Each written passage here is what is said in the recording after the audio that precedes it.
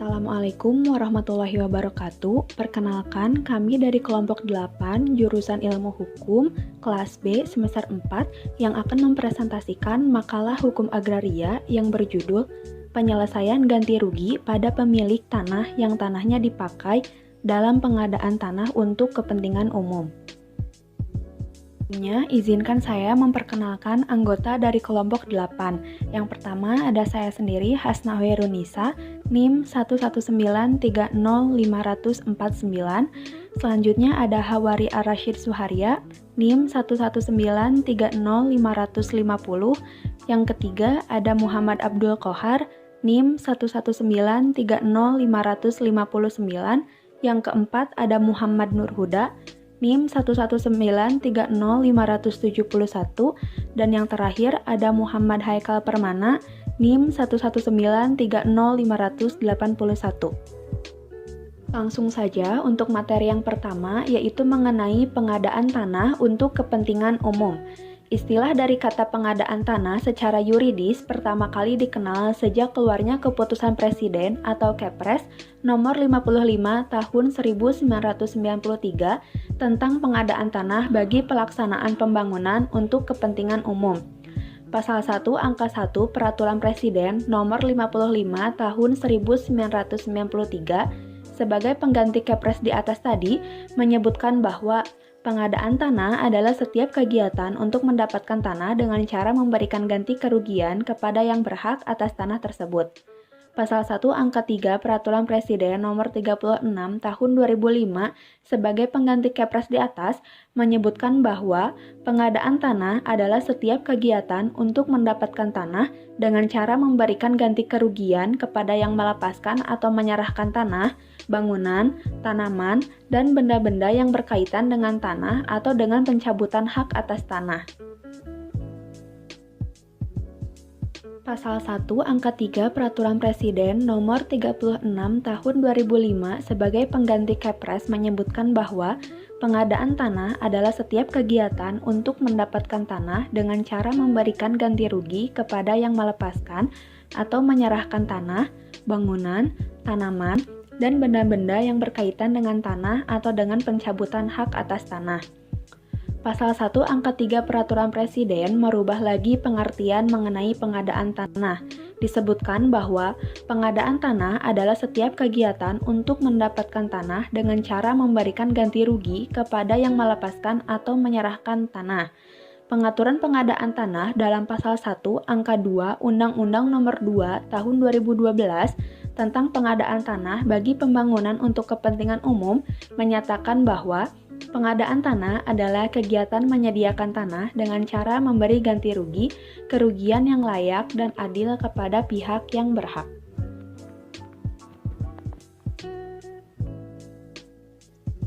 Tujuan pengadaan tanah untuk kepentingan umum.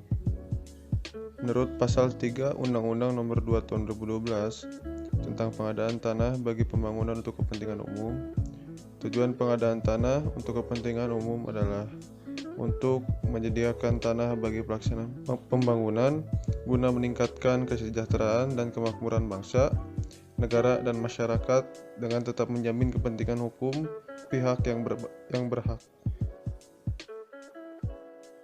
Asas-asas pengadaan tanah untuk kepentingan umum. Menurut hukum tanah nasional, asas-asas yang berlaku dalam penguasaan tanah adalah sebagai berikut. Yang pertama, bahwa penguasaan dan penggunaan tanah oleh siapapun dan untuk keperluan apapun harus dilandasi hak pihak penguasa sekalipun jika gangguan atas tanah yang disediakan oleh hukum tanah nasional. Yang kedua, bahwa penguasaan dan penggunaan tanah tanpa ada landasan haknya atau ilegal tidak dibenarkan dan diancam dengan sanksi pidana. Yang ketiga, bahwa penggunaan dan penguasaan tanah yang berdasarkan hak yang disediakan oleh hukum tanah nasional dilindungi oleh hukum terhadap gangguan dari pihak manapun. Yang keempat, bahwa dalam keadaan biasa diperlukan oleh siapapun dan untuk keperluan apapun. Yang kelima, bahwa oleh hukum disediakan berbagai sarana hukum untuk menanggulangi gangguan yang ada. Yang keenam, bahwa dalam perolehan atau pengambilan tanah, baik atas dasar kesepakatan bersama maupun melalui pencabutan hak.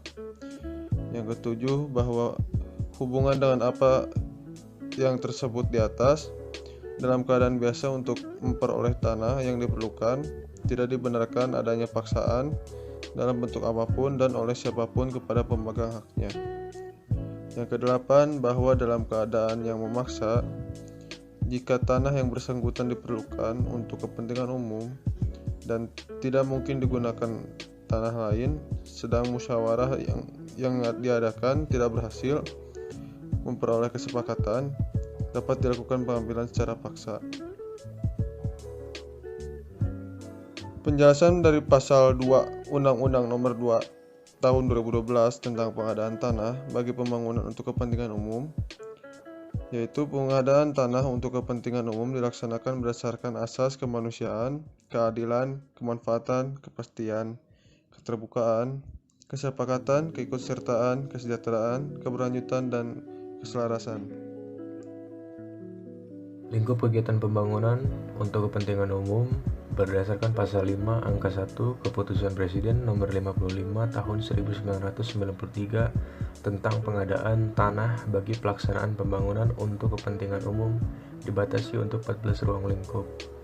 Mencakup 1. Jalan umum, saluran pembuangan air. 2. Waduk, bendungan, dan bangunan pengairan lainnya termasuk saluran irigasi. 3. Rumah sakit dan pusat-pusat kesehatan. 4. Pelabuhan atau bandar udara atau terminal. 5. Tempat peribadatan dan lainnya. Selanjutnya, pada pasal 5 Peraturan Presiden nomor 36 tahun 2005 tentang pengadaan tanah bagi pelaksanaan pembangunan untuk kepentingan umum yang dilaksanakan pemerintah atau pemerintah daerah meliputi 20 ruang lingkup. Di antaranya 1. Rumah susun sederhana. 2. Tempat pembuangan sampah. 3. Cagar alam dan cagar budaya. 4. Pertamanan. 5. Panti sosial dan juga lain-lainnya. Lalu pada pasal 5 Peraturan Presiden nomor 65 tahun 2006 tentang perubahan atas Peraturan Presiden nomor 36 tahun 2005 tentang pengadaan tanah bagi pelaksanaan pembangunan untuk kepentingan umum. Kegiatan pembangunan bagi kepentingan umum meliputi 7 lingkup. 1. Pelabuhan, bandar udara, dan stasiun kereta api dan terminal. 2. Tempat pembuangan sampah. 3. Cagar alam dan cagar budaya. 4.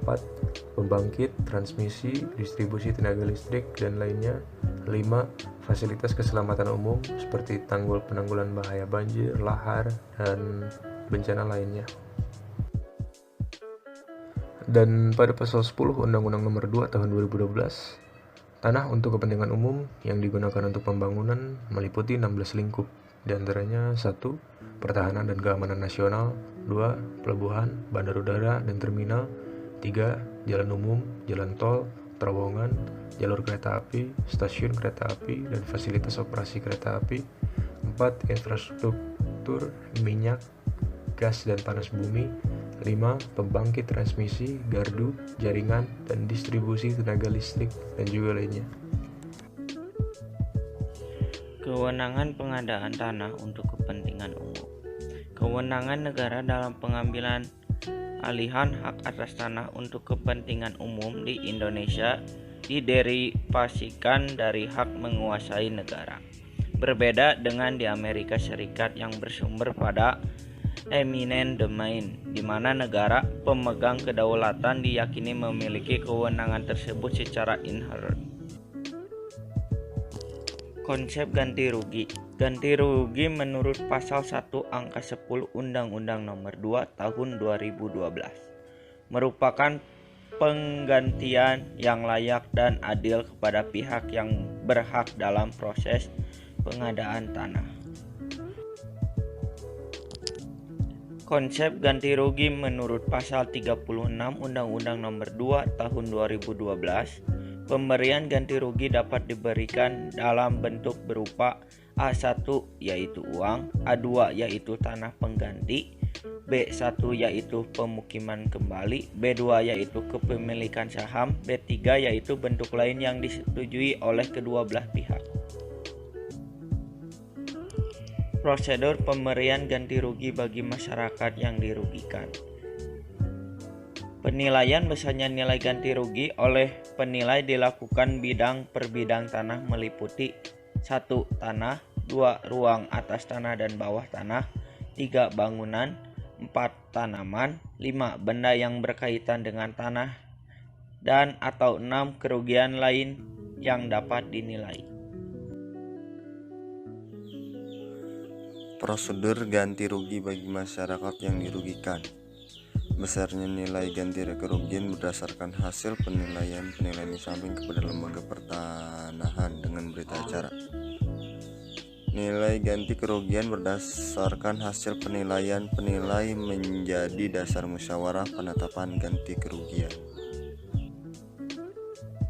Upaya pemilik tanah yang tidak sepakat atas ganti rugi yang diberikan menurut pasal 38 ayat 1 Undang-Undang Nomor 2 Tahun 2012. Jika terjadi ketidaksepakatan mengenai bentuk atau besarnya ganti kerugian, maka pihak yang berhak dapat mengajukan keberatan kepada pengadilan negeri setempat dalam waktu paling lama 14 hari setelah musyawarah penetapan ganti kerugian. Upaya pemilik tanah yang tidak sepakat atas ganti rugi yang diberikan. Putusan Pengadilan Negeri Mahkamah Agung yang telah berkekuatan hukum tetap menjadi dasar pembayaran ganti kerugian kepada pihak yang mengajukan keberatan. Jika pihak yang berhak menolak bentuk atau besarnya ganti kerugian namun tidak mengajukan keberatan dalam waktu yang telah ditetapkan, maka pihak tersebut dianggap menerima bentuk dan besarnya ganti kerugian hasil musyawarah karena hukum. Upaya pemilik tanah yang tidak sepakat atas ganti rugi yang diberikan. Kemudian pengadilan negeri akan memutuskan bentuk atau besarnya ganti kerugian dalam waktu paling lama 30 hari kerja sejak diterima pengajuan keberatan. Selanjutnya, apabila ada pihak yang masih keberatan atas putusan pengadilan negeri, pihak tersebut dapat mengajukan kasasi kepada Mahkamah Agung dalam waktu paling lama 14 hari kerja. Kemudian Mahkamah Agung wajib untuk memberikan keputusan dalam waktu paling lama 30 hari kerja sejak permohonan kasasi diterima. Sekian pemaparan materi dari kelompok kami. Mudah-mudahan apa yang kami sampaikan dapat memberikan manfaat, khususnya untuk kami sebagai pemateri dan umumnya untuk kita semua. Saya tutup diskusi kali ini. Wassalamualaikum warahmatullahi wabarakatuh.